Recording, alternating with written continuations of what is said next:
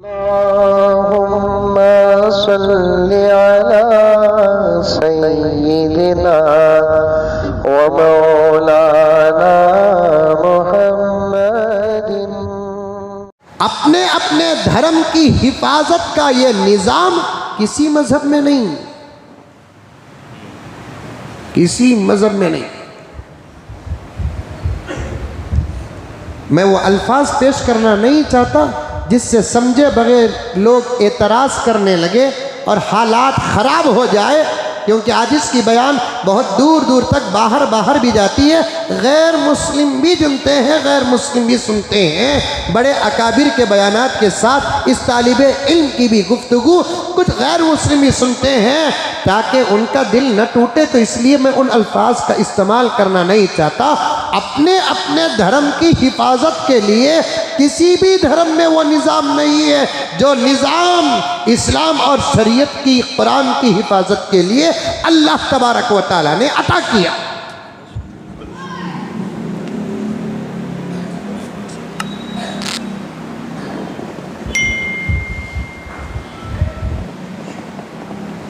लेकिन यहाँ एक बात अर्ज करता चलूँ,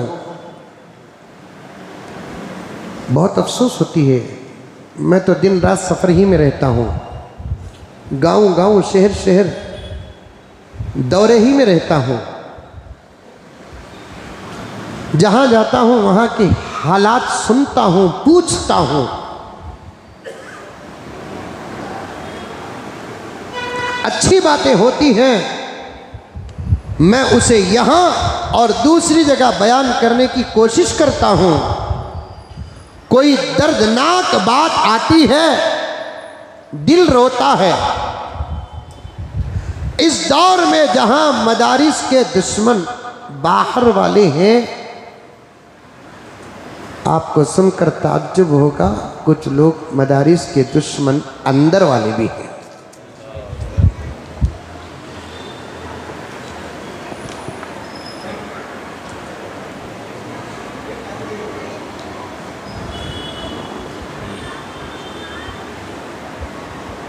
साफ कहते हैं कि इन मदारिस में होता क्या।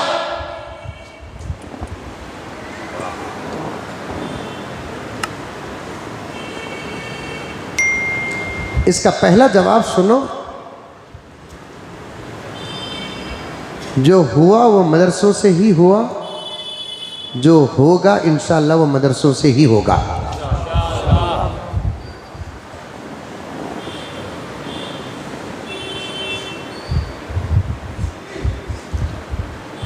इनखिलाफ जो होता है वो मदरसों से ही होता है। इसीलिए तो बाहर के बड़े बड़े मुमालिक से लेकर हमारे मुल्क की अंदर की कुछ तंजीमें और इस वक्त की हुकूमत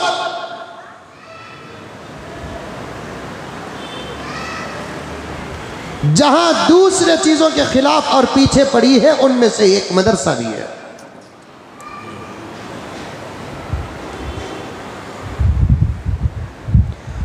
और उनको अच्छा मालूम है कि ये जो मदरसे हैं ना, इनके अंदर की हालत से ये दुश्मन खुद वाकिफ है। ऐसा नहीं कि वाकिफ नहीं, अंदर की हालत से ये दुश्मन खुद वाकिफ हैं। महीना डेढ़ महीना पहले ये इशू उठा, अखबार में आया, हमारे उलमाए किराम की बयानात आए, तब मैंने इस उन्वान को उठाया। हमारे मुल्क की रियासतों में से एक रियासत, अल्लाह ताला पूरा पूरा भला करे उस रियासत का, वहाँ का जो सीएम है, शायद वो पैदा होते ही उसके मुंह में शहद नहीं करेला डाला गया। 1000 मदरसों को बंद करने का प्लान है उसके पास, और वो इल्ज़ाम साफ साफ लगाता है 1000 मदरसे कानूनी तौर पर अनरजिस्टर्ड हैं, गैर मंजूर।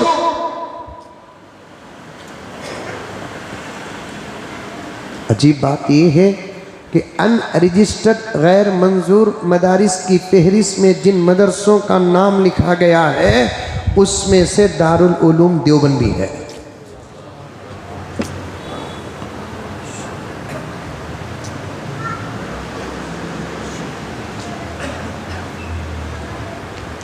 वो इल्जाम लगाना चाहते हैं मदरसों को, उनकी तमाम तर मेहनतें मदरसों की मेहनतों के सामने आकर खत्म हो जाती हैं।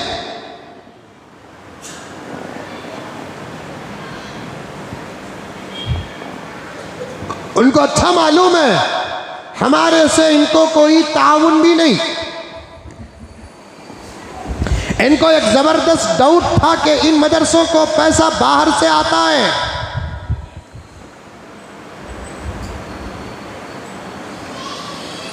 इन मदरसों को पैसा इस्लामी ममलकतों से आता है।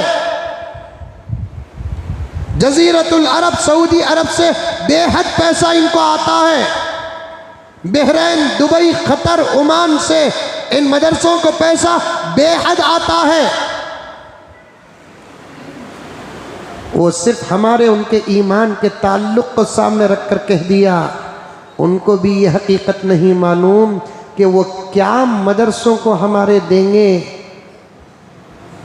जबकि जिन मुल्कों का मैं इस वक्त नाम लिया उन मुल्कों के अंदर आज़ादी का ये हाल है कि उनकी अपनी आज़ाद ख्वाहिशात को पूरा करने के लिए उनकी दौलत उनके लिए तंग नजर आ रही है।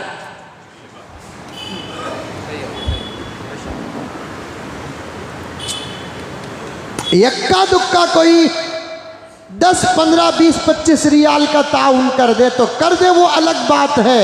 उसका तो हमारे मुल्क में भी हिसाब नहीं, उस मुल्क में भी हिसाब नहीं। ऐसा कोई मुल्क के अंदर मदरसा है ही नहीं जिसकी पूरी सरपरस्ती बाहर का कोई मुल्क या बाहर का कोई फर्द करता हो। हमारे मुल्क में जितने मदारिस हैं वो तमाम मदारिस अल्लाह के फजल के बाद हमारे मुल्क ही के मुसलमान मालदारों की और मदरसों से मोहब्बत करने वालों की ज़कात के सदक़े में चलते हैं।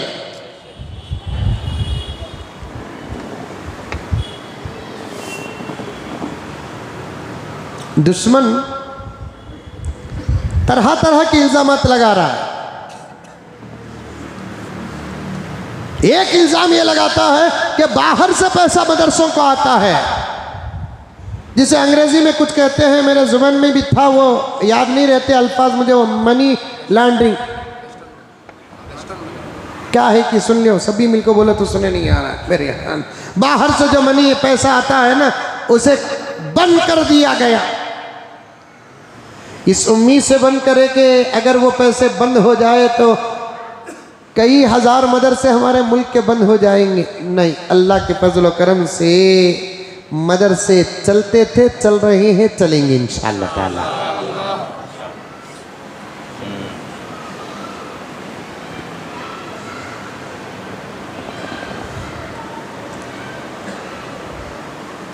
जब उन्होंने कानून बनाकर बाहर से अंदर, अंदर से बाहर पैसे जाने का निज़ाम बंद किया और देखा कि मदरसे बंद हो जाएंगे, तो फिर भी मदरसे बंद नहीं हुए तो वो लोग बहुत परेशान हो गए, ख़ास तौर पर छोटे अंकल। और एक अंकल भी ही 90 पैदा हुए ही आसाम में, चुमटी के ऊपर फूटी तो मौत की निशानी कहते। अच्छे ज़्यादा कौन उछलता कि समझो कि उसकी बर्बादी का वक्त आ गया। हद से ज़्यादा जब उछलता है ना, मैं यहाँ तक कहता हूँ मुसलमानों तुम्हारे लिए बशारत है, मुसलमानों तुम्हारे लिए खुशखबरी है।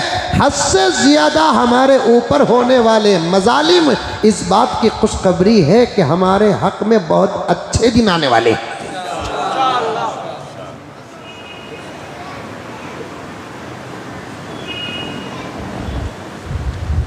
मैं बहुत बड़ी खुशखबरी दे रहा हूं आपको। हमारा दुश्मनों की वजह से परेशान होना और दुश्मनों का जुल्म, हद से ज्यादा सर चढ़कर बोलना, ये बहुत बड़ी खुशखबरी है कि बहुत जल्द आलम इस्लाम में और पूरी दुनिया में एक ज़बरदस्त अच्छा अमनो अमान प्यार मोहब्बत का इनक़िलाब आने वाला है। समझ रहे हैं मेरी बात को? मायूस मत हो, मायूस।